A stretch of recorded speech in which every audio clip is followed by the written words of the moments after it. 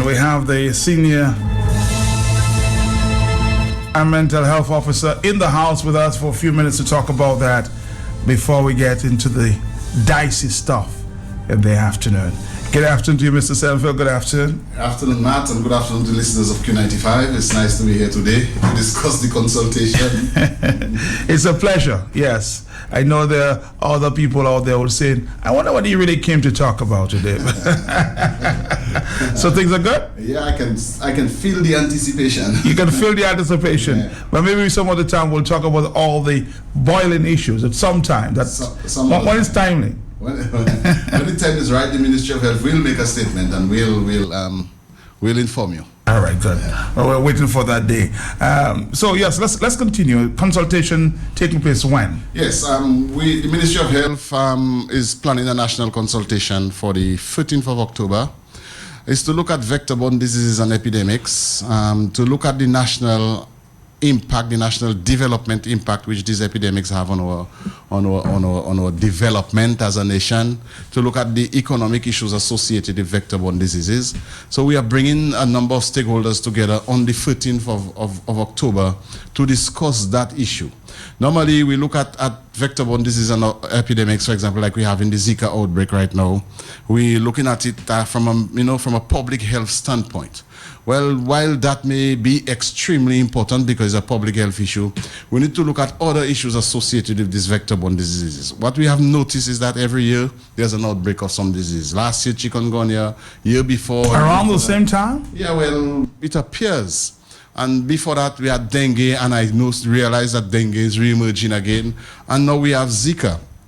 We are aware of the complications associated with the Zika virus, the issues of microcephaly with the babies being born with the small heads, and Guillain-Barré syndrome, where you have the peripheral nervous system, the central nervous system affecting the peripheral nervous system, and you get paralysis. Now, these complications are extremely important for us to understand. We need to provide the public with that level of understanding of these complications and the cost of these complications on our national development. To deal with one Guillain-Barré patient costs quite a significant amount of money. The government has spent quite a bit of money fighting the Zika virus, and then we still have not achieved the levels of reduction in the Aedes aegypti population as we expect. And so what we're trying to do is trying to get the public involved, kind of get all development sectors involved. Is it because you think that the public may have somewhat of a don't care attitude, don't understand the complication? Well, they understand. I would not say they. Well, we can say they don't understand, because if you understood, then probably you would have to take more measures. Mm-hmm. But I think the public do understand the complications associated with this disease, because that have been. If you look at the American media, for example, and then we are bombarded by the American media, CNN, we see CNN and Miami ABC, TV, yes. and so we see the efforts that are being made to prevent that disease from affecting the population in Florida, for example. So not to say not understood. I think probably everybody just believes it's a Ministry of Health thing. And the Ministry of Health cannot do it alone. At the Environmental Health Department, we have about 21 of us.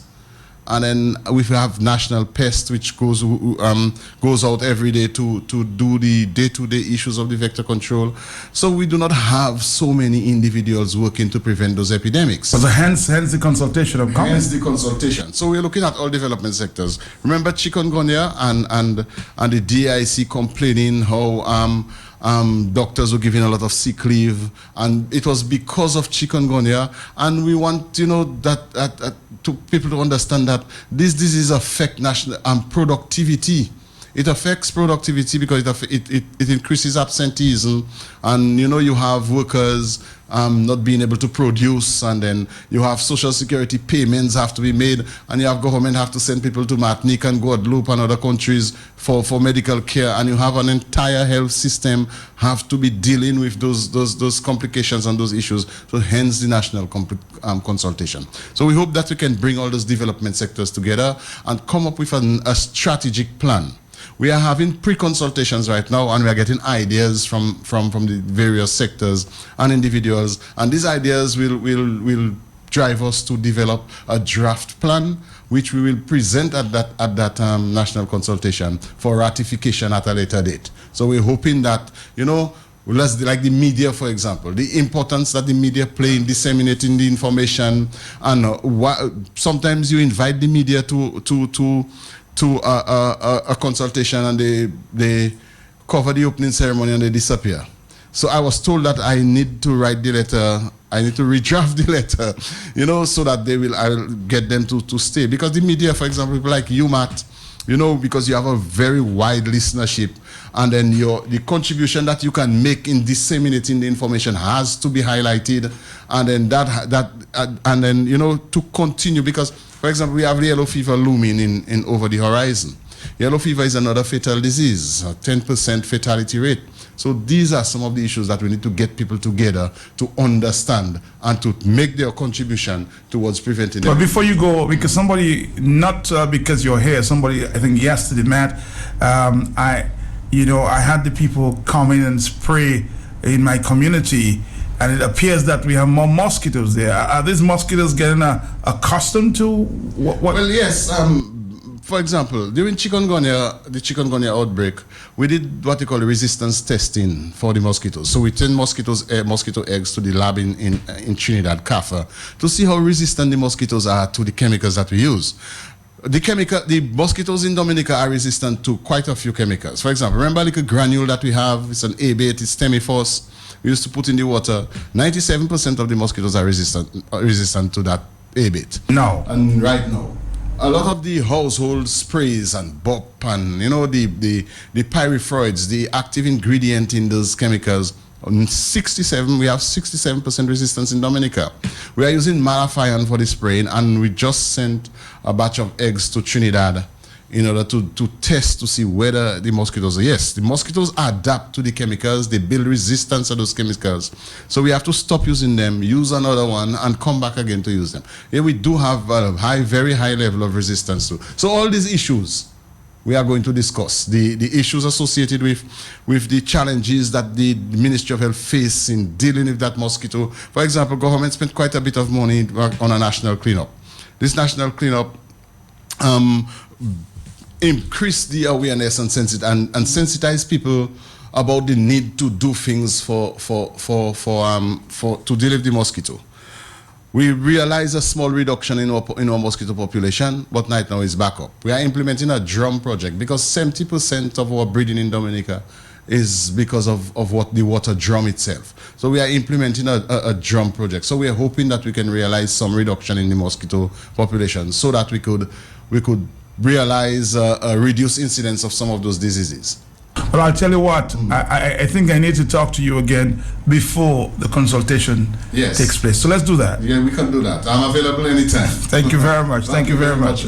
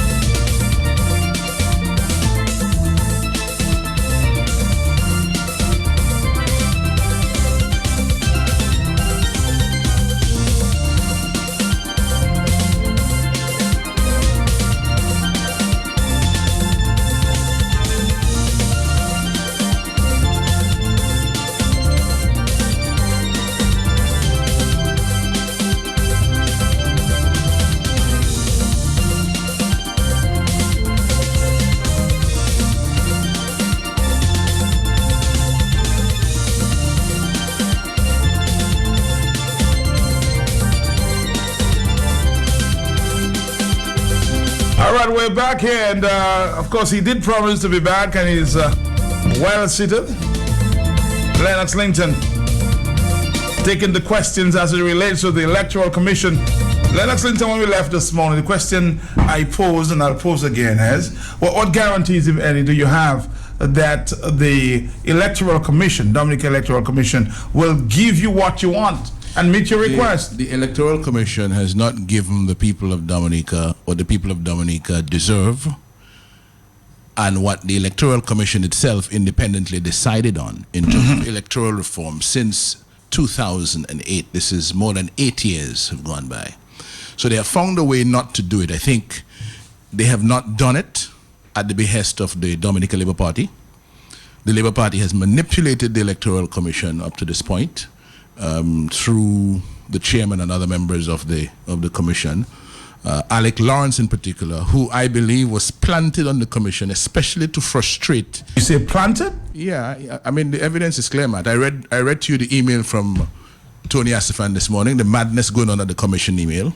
I also read to you the email that Lawrence sent back to his co-conspirators in the manipulation of the Electoral Commission when he was attending his first meeting. Within the month of that original that email from Asifan, soon after which they fired Richard Charles from the commission, got rid of him from the commission, and put Alec Lawrence in his place. I'm saying clearly that the role and function of Alec Lawrence on the commission since 2008 has been to frustrate electoral reform. He succeeded in 2009, he succeeded again in 2014. It appears that they're cooking up something for him to succeed again, or alternatively, to get the commission now to agree to bring on board all of the irregularities that the government has been using to win elections and to have those enshrined in law through amendments to the legislation. All right, let's see what the people of Dominica has to say. Hello, talk to me. Yes, good morning, good afternoon. You're back. Yes, I'm back. Because in response to what I said this morning, the leader of the opposition is saying that he's saying that he did not address the fact that in that email that Alec Lawrence wrote, that email said that at that meeting, there was nobody representing the government side at the meeting when the commission decided on the process of electoral reform. Okay? I'm also saying that the Electoral Commission or any commission have a right to review any decision that they made.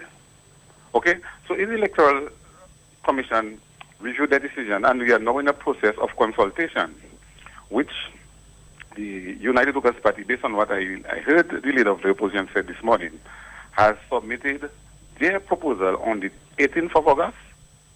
Okay? Only on the 18th of August that they submitted the proposal. The Commission have the responsibility to review those proposals and come up with a decision as to what is the way forward. And then the leader of the opposition is in the habit of making statements that he cannot prove. He keeps on saying that there's corruption.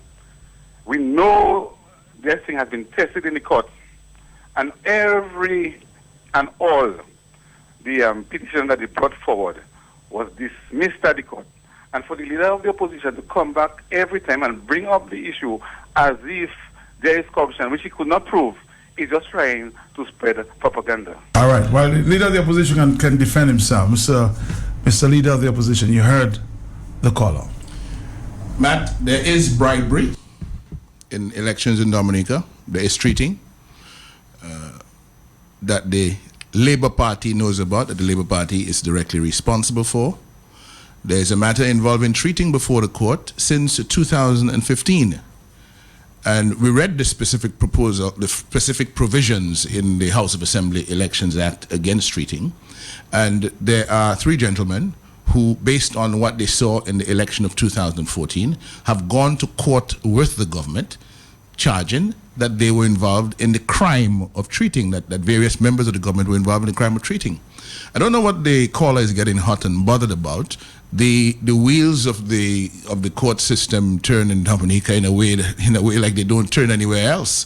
And this matter has been before the court since 2015. You would have thought that given the importance of the concern brought before the court that it would be expedited, but it's limping along. It's limping along. But there can be no doubt that the Labour Party has insisted on using a series of irregularities and violations of the law in its bid to continue to win elections in Dominica. That is my view based on what I see.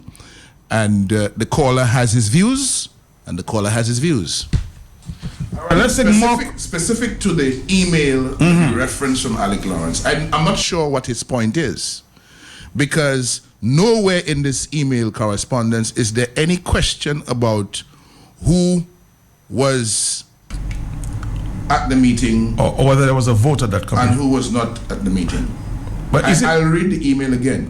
But isn't it clear that when a decision is taken that the majority has to make? It's a majority decision. The commission goes on majority decision. That's my understanding. In these kinds of matters, there are majority decisions. There are also dissenting opinions, given what the majority decision is. So there may be some people on the commission who may not have agreed with what the majority position is. That's for the members of the commission to say. Not for me, I do not know. Let's take another caller, and if you want caller, you may want to call back. Hello. Hello. Good afternoon. Yeah. Good afternoon. Yes, to the last caller, I just want to tell him, this is not the point. The point is that doesn't matter what letter Alex Lawrence or who writes the letter, Dominica needs election reform. You can't tell me people who've been living in London for over 30 years, who have never been to Dominica, to come in and vote in super elections. And I know they say because they are my cousins. So it doesn't matter what the issue is. Doesn't matter what letter Clinton has or not. Dominica needs election reform. People are coming to vote the weekend before election. I know people who came to Dominica and voted the weekend before election to President Dominica, Alaska. We need election reform. How do people get to come to Dominica to vote? Where did they register? All right, caller, thank you very much. Yeah, call from the diaspora. Hello. Yeah, a while ago, the caller, alluded to there was no representative from the government, but what Condoni Williams, Richard Charles, and Gerard Burton were members of the commission, which was nominated by the government. And the caller accused Mr. Linton of making statements, and he cannot substantiate it. But the same caller arrested two guys in the airport from Riyadh and cost him $30,000 for wrongfully arresting those guys. So what are you talking about? All right, hello. It's 122. Yeah, good afternoon, Matt. How are you doing? Yeah, all right, my brother. Yeah, good afternoon to the leader of the opposition. Matt, Good afternoon, sir. Yeah. Clinton read a letter, a set of emails, Matt, from Tony Astafan and from Alec Lawrence. Angelo Allen, Matt, the great Angelo Allen. We've been hearing Mr. Allen read those emails on a number of occasions, Matt. And what these emails clearly tell me, Matt, in common language, Matt, is that here you have a plan led by Alec Lawrence involving Tony Astafan and Condwani Williams to steal the elections, Matt, and to ensure that elections become a thing that are being stolen all the time, and to make sure that Labour Party is always in a position to steal the elections, Matt. And we have people coming and trying to defend that, Matt.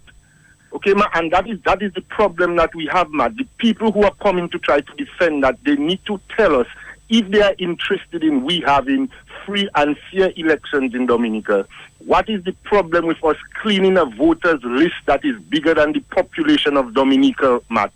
Ask them these specific questions. Do they have a problem with that? Because we know thief will like thieving things, Matt. Thanks a lot, my brother. Hello, talk to me. Is there a need for electoral reform in Dominica? That's a big question here.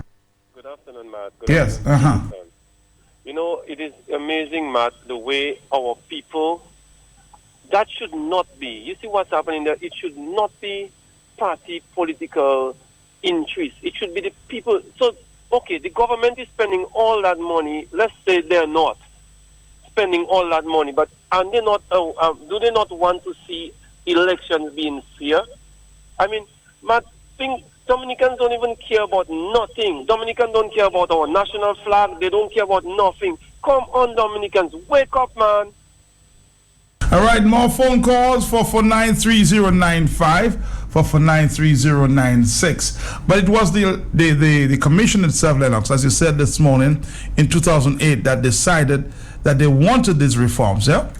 Yes, the Independent Electoral Commission. The commission is required by the Constitution to function independent of the influence of any person or authority, meaning it must act in its own deliberate judgment. So once you got on that commission, all that ought to be in front of you is what is the best interest of the people of the Commonwealth of Dominica. And clearly, the people of the Commonwealth of Dominica, in defense of their democracy, in the nurturing and the protection of the democracy going forward, need elections with integrity. They need elections that are transparent, elections that are fair, that are conducted along the lines of the standards and the norms that have emerged in the world community, the free world, where we try to celebrate freedom of the human spirit and we try our best to live together under Christian principles and values. We don't lie, we don't cheat, we don't steal. In these societies, then, how can our democracies be based on elections that are cheated or stolen? How? But are you going to go, Lennox Linton? Here's the big question. Are you, as a party, the Opposition United Workers, will you participate in any other election in Dominica if there are not elections or electoral reforms? I'm not there yet, Matt. But I can tell you where I am.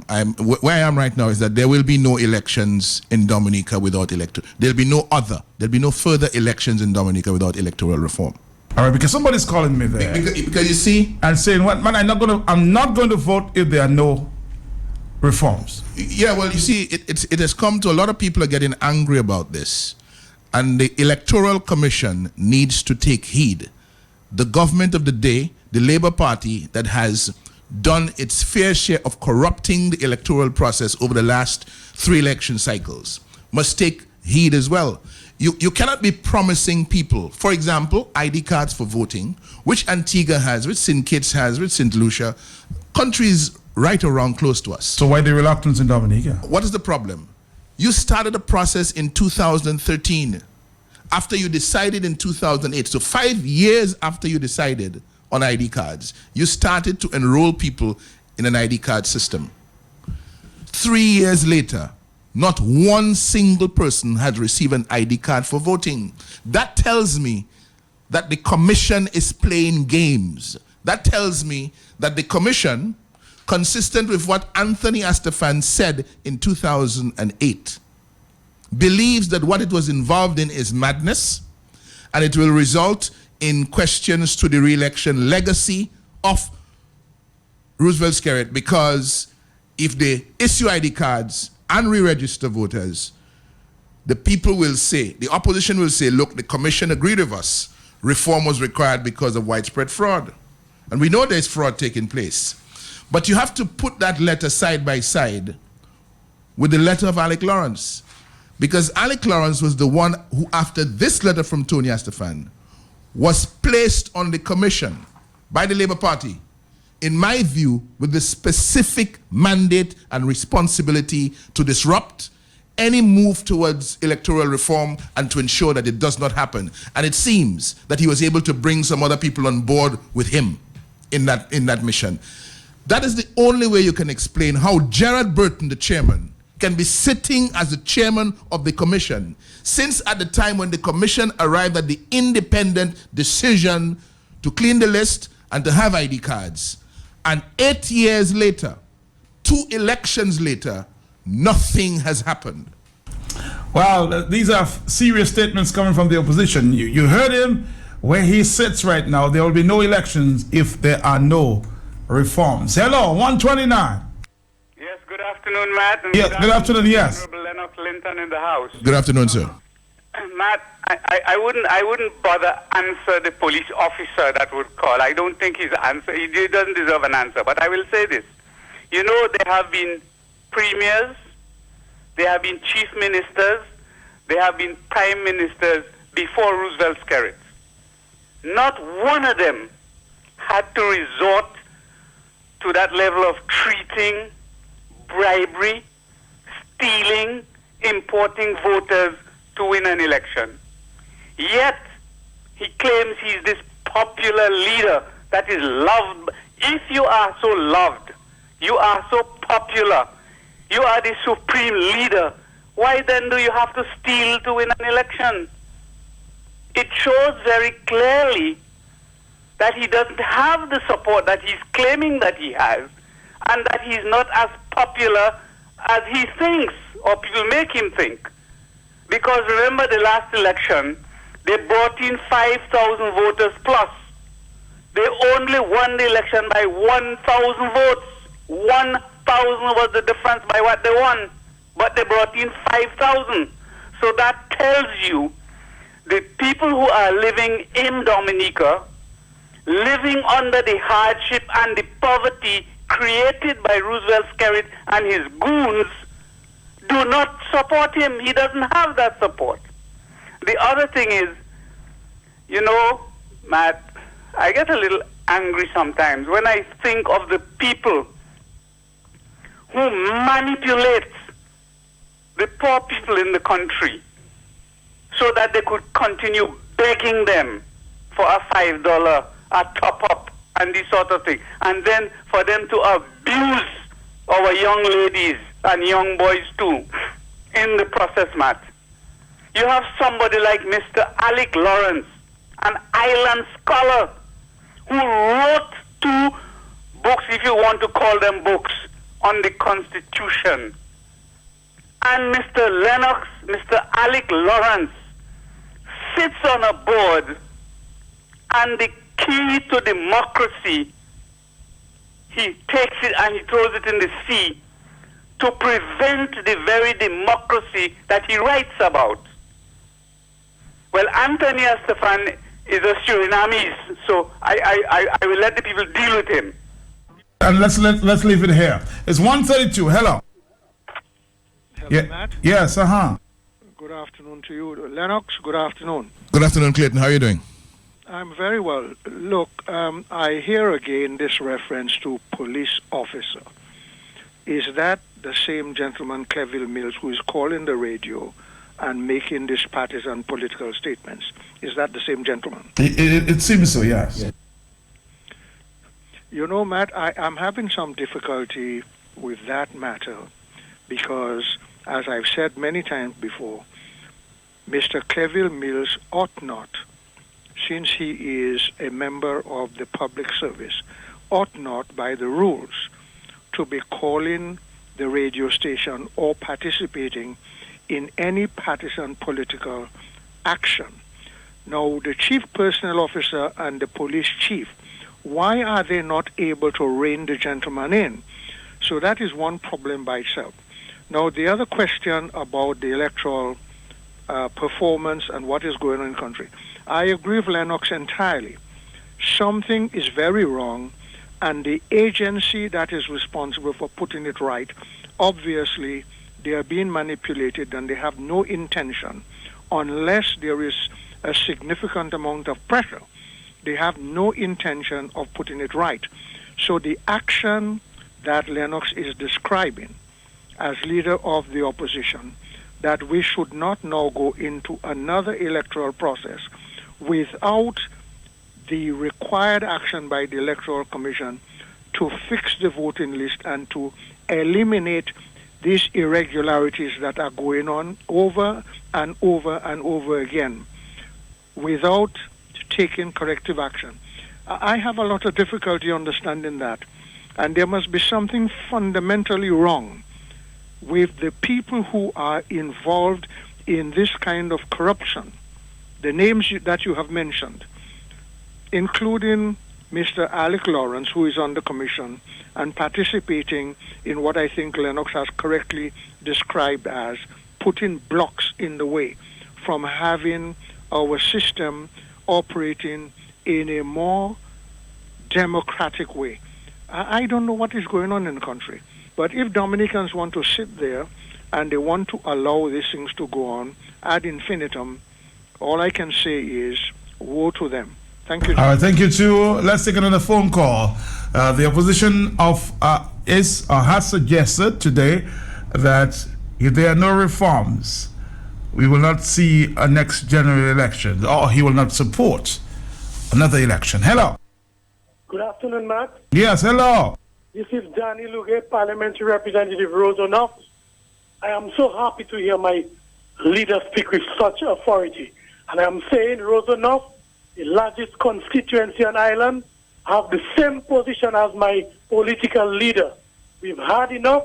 I've seen that movie enough. The whole of Rosonoff will be out to ensure that we get democracy in this island. Thank you very much here. 1:35. The opposition seem to be turning a new page here. Hello, talk to me. Good afternoon, Mr. Mark. Yes. Good afternoon, Mr. Linton. Mr. McLaughlin, very good afternoon to you, sir. And how are you? I'm doing well. How are you doing? Well, I just taking it one day at a time. Way to do it. Linton, I heard you and more about what you are here. Danny Luge. But what I'm expecting you to each village in Dominica, where you have your people representing the people that vote for you, I make sure keep in touch with them and let them know. You go and make assessment again in your village to see your membership. And with that, if they don't want to do it one way or the other, it have something to make sure to present for them to bear that things they have there, because they know what they're doing now, because they're trying all techniques. Look, I hear today on this station, right now they're going to take tests. So right now they're trying all technique just to only keep, yes, you cannot say that is not your estate. And people, I don't, but we have so many wicked, but as I tell you, your village, each village in Dominica, where you have your members, make sure the one that in charge of them, let them make a survey and let them make sure, come up with their total, have a meeting with them and make sure finalize things, and then things will. All right, caller, thank you very much, Mr. Maglow there. Somebody says, no, the opposition is getting serious. And they're right. No elections without electoral reform. Hello, yes, Lennox. Matt?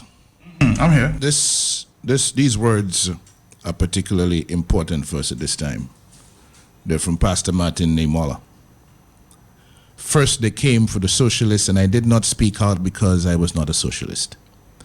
Then they came for the trade unionists, and I did not speak out because I was not a trade unionist.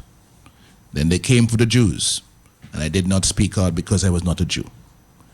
Then they came for me, and there was no one left to speak for me.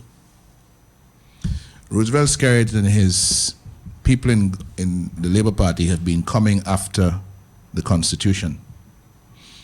We've not been speaking because it's almost as though it's not our Constitution. They have been coming after the electoral system, free and fair elections, which are the root of our democracy. And we have to decide whether we're going to stay silent or whether we're going to stand up and indicate clearly who this country belongs to. It does not belong to the 18-man cabinet of ministers, nor the executive members, nor the membership of the Dominica Labour Party, any more than it belongs to any other institution, political or otherwise, in Dominica. It does not belong to the 5 members of the Electoral Commission. It belongs to the people of Dominica, and it's the people of Dominica who will decide if they're going to continue with these brutal, savage assaults on the integrity of elections as the backbone of our democracy in Dominica. The people alone will decide that. If that's what they want, then that's what they want. I, as a citizen of this country, born here, raised here, feel a sense of duty to educate people on what's at stake and to educate them about the extent to which we are moving away from the rest of the civilized world in our electoral practices and in the rape of the integrity of elections in Dominica, elections being the backbone of our democracy. Today, we stand on International Day for Democracy, ordained by the United Nations, 193 countries getting together around the world to celebrate democracy on this day today. This is the day on which I am happy to be making these remarks, given the assault, the continuing assault on free elections in Dominica as the backbone of our democracy. Hello, talk to me here. Matt, for the purpose of balance, I'm calling again because most of the callers are giving you one side. I'm giving you other. Let me ask you one question before you continue. Do you want electoral reform in Dominica? Yes, electoral reform is ongoing. As a matter of fact. No, I'm asking you, do you want electoral reform? Yes, I said yes, and I said it is ongoing. Does he think 8 years is a reasonable amount of time to be pursuing electoral reform? Shouldn't we have it before already? Can I continue? Yes, go ahead. Yeah, it is ongoing because on the 26th or 18th of August, the opposition submitted their proposal to the Commission for consideration. So but you know we've been talking. Let me clarify. Let me clarify. Yes, sir. Yeah. This is a new set. This is a revised set of proposals, updated if you wish. We have been making proposals on electoral reform since 2005. We've been involved in the process with the Commission. The Commission invited us to consult with their consultant, Mia Motley, in 2013. This is 3 years later. What are we talking about? Yes, go ahead. Okay. I made the point. The point I want to make, you see, I think the leader of your opposition is saying that you have to educate the people, right?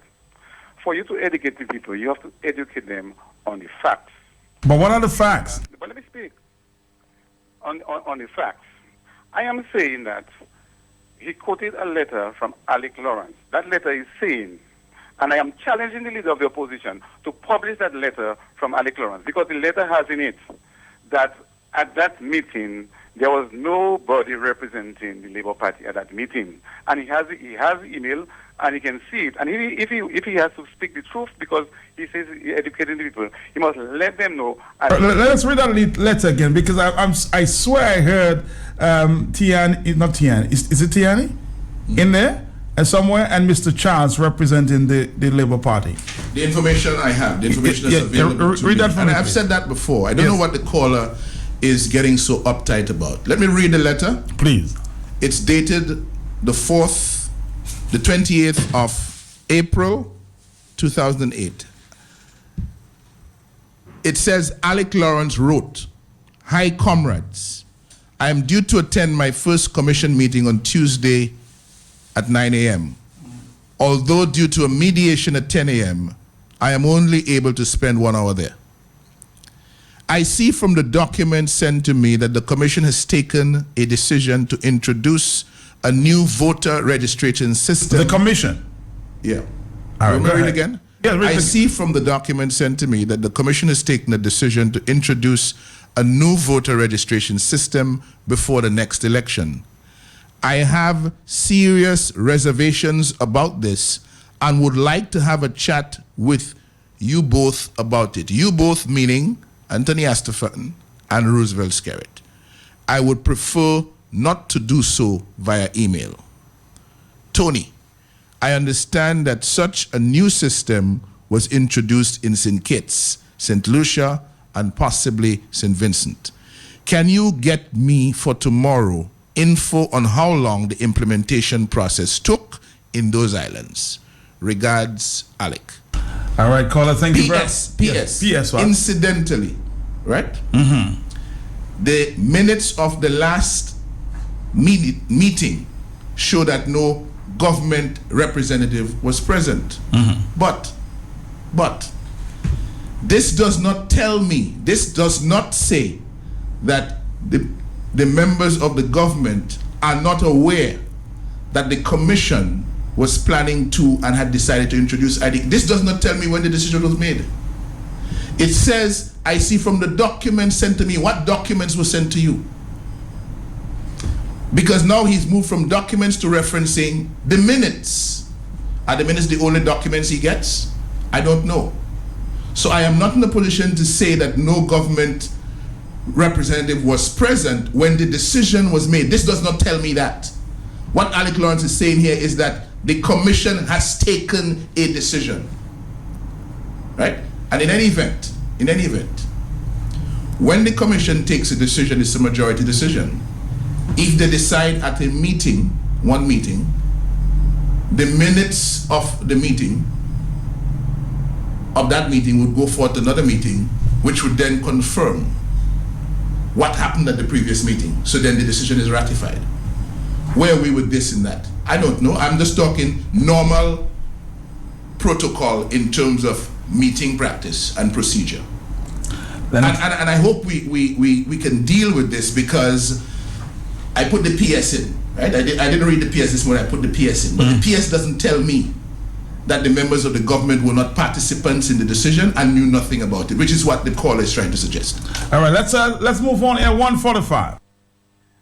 Good afternoon. I just want to make a quick intervention here with respect to this continued involvement of the senior police officer in these political matters. The Police Service, the Police Act, Chapter 1401, Police Regulation, says at Section 20, members of the police, members of the force, shall not make public expression of political opinion, but shall bear themselves with impartiality in all such matters. I've heard, I think, Clayton Shillingford express his concern about what appears to be an accommodation of a continued breach of the law of this country. And I believe that it's important that the Commissioner of Police must advise where he is. If I were to advise talk show hosts like yourself, Matt, I would say that it would be wrong for you or any one of them to be aiding and abetting in the breaking of the law. Can you read that law for me, Mr. James? Maybe I'll just take a decision almost immediately. Can you read that for me, please? It's Chapter 1401, Police, and it's Police Regulation 20.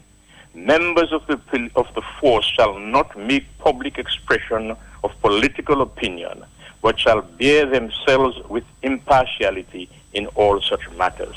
I think it tells me, I may be wrong, that the police commissioner and the other authorities have a responsibility to deal with this gentleman, because this kind of thing could cause a breakdown of law and order in this country when a senior police officer appears to be allowed to break the law with impunity, and others must obey the law. I'm asking, please pay attention to this. Thank you, Mr. James.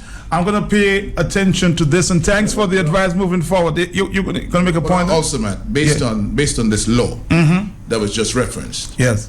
What we have done today is participated in facilitating a police officer to break the law. Right. I would appreciate it if, when I'm here and you're aware, if you're not aware, you're not aware, but if you're aware of any individual in a similar position, kindly stay away from involving me in facilitating police officers. People breaking the law. I raise my hand on this. Thank you very much. Thank you very much. Much appreciated. 147. Angelo, Mr. Linton. How are you doing? I'm doing fine. Nice. Angelo was so much in my mind that I had to say Angelo, because Angelo kept reading that letter morning, noon, and night, and that policeman never called Angelo to challenge him, but he waited as you on the show for him to jump on the bandwagon for him to start to speak. I don't know why that motor battle is not taking up.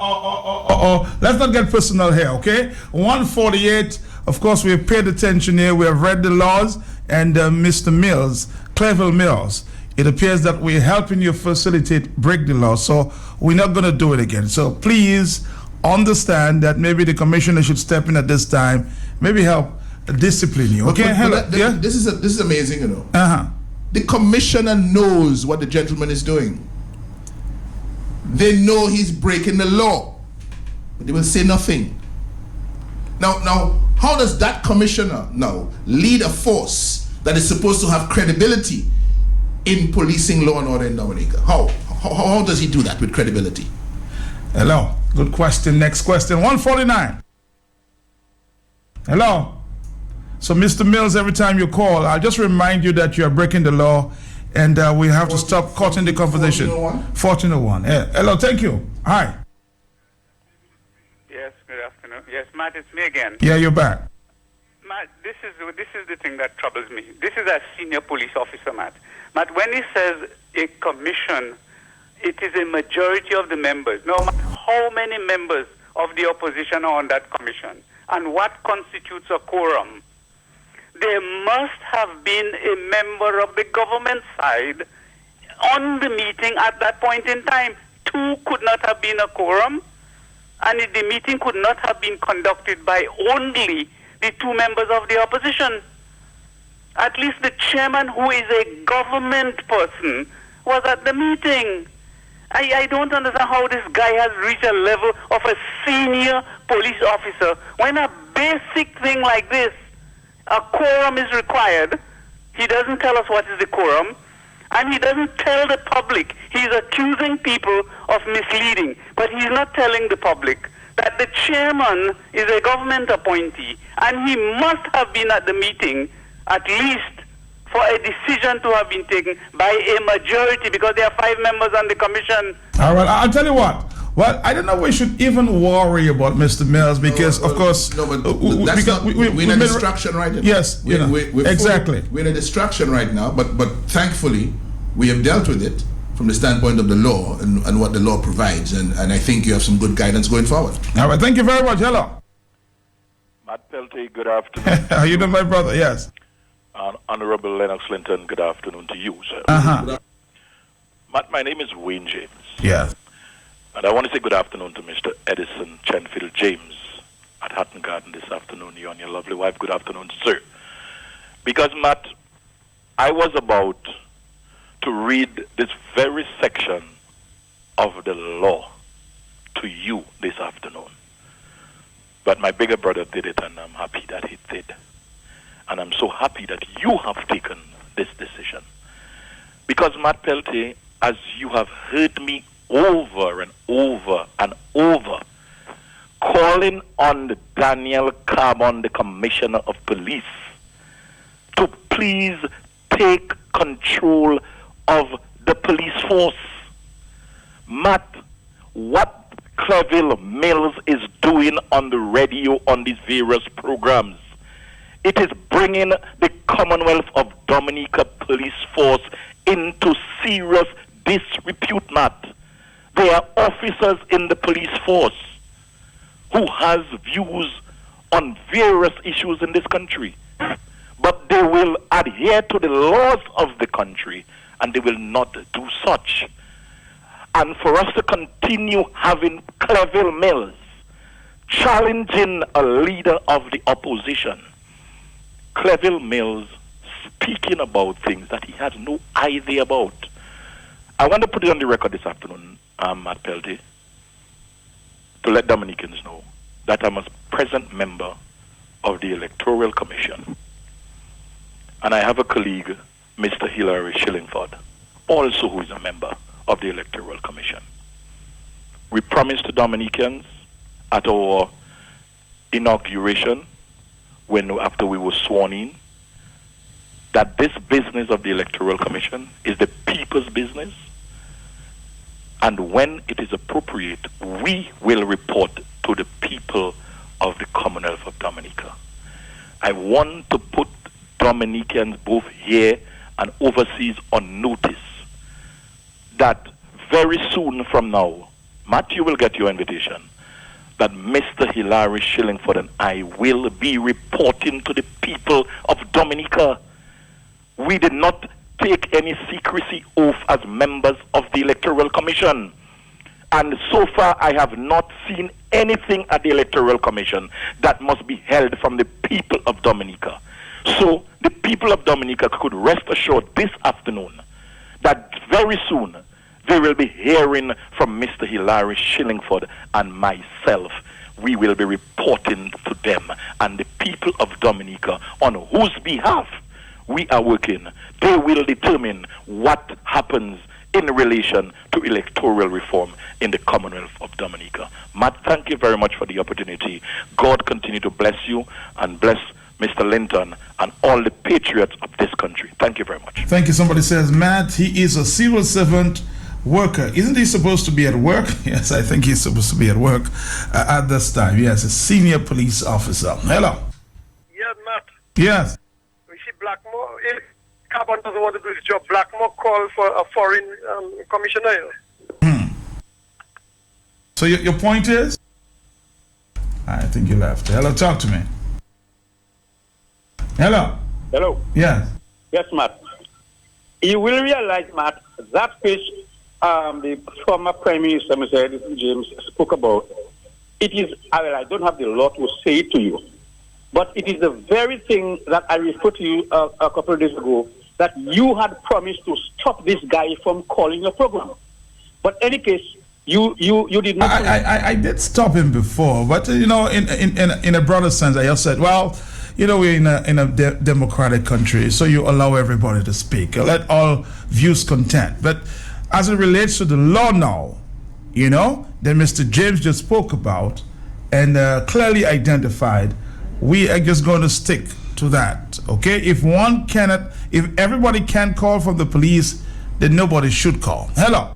Yes, Matt. Hello. Yes, talk to me. I'm not even telling you good afternoon. This is the third time you're picking up my line and just talking to him. Good afternoon to my how do I know it's your line? I don't know. Okay. Good afternoon to my if you're not cutting Trevor, you can cut me. Let me talk. Good afternoon to my political leader.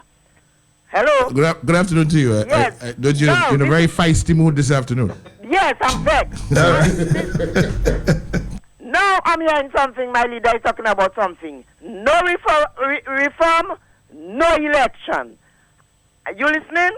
Yes, we're listening to you. And let me tell you, you see what is happening in Dominica right now?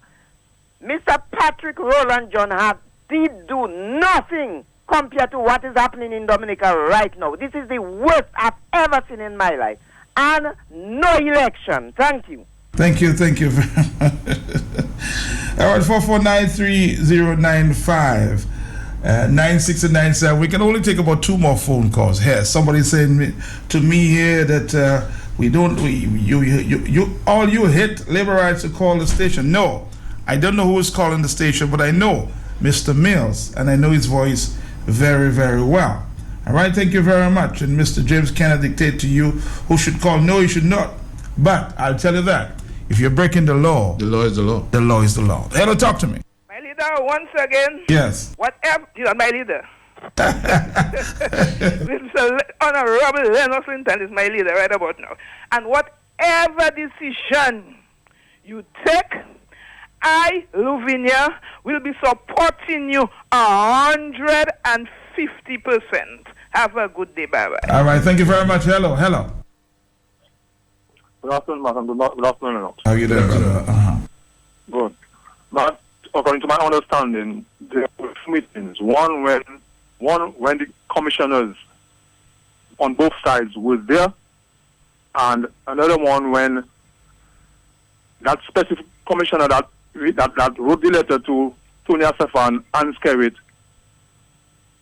saying, well, the members of the government were not there. So to me, there were 2 meetings. So I don't know which one the Mills is referring to. Thank you very much. All right, more phone calls? Oh, yes, we can take another phone call or 2. Hello. Yes, Matt. Mm-hmm. You just cut me off a little while. I had something to say, Mr. Linton. All right. Okay, what I'm saying to Mr. Linton, I do hope, and Dominicans are listening, and they are listening to him, that when the day that he comes into power, that he holds all these guys responsible for all the wrong things they are doing to the people and the country we are living in. And I know he have to do it because he know it. Thank you very much. All right, somebody says, man, hi. Yesterday, Mr. Trump was invited to address a church group, and he was stopped when he injected Hillary's name in his speech. Reminded by the pastor, he can't mix politics in a religious setting. Hello, talk to me. Hello. You know, I've been listening to you. You do not know the law. I'm sorry, my friend. I did tell you, and I'm going to stick to it, that I will not allow you to call. Hello, talk to me. Yes, hello. This has gone too far. Hello. Yes. Hello. I suspect you don't want to speak there. Hello, talk to me. Yeah, Matt.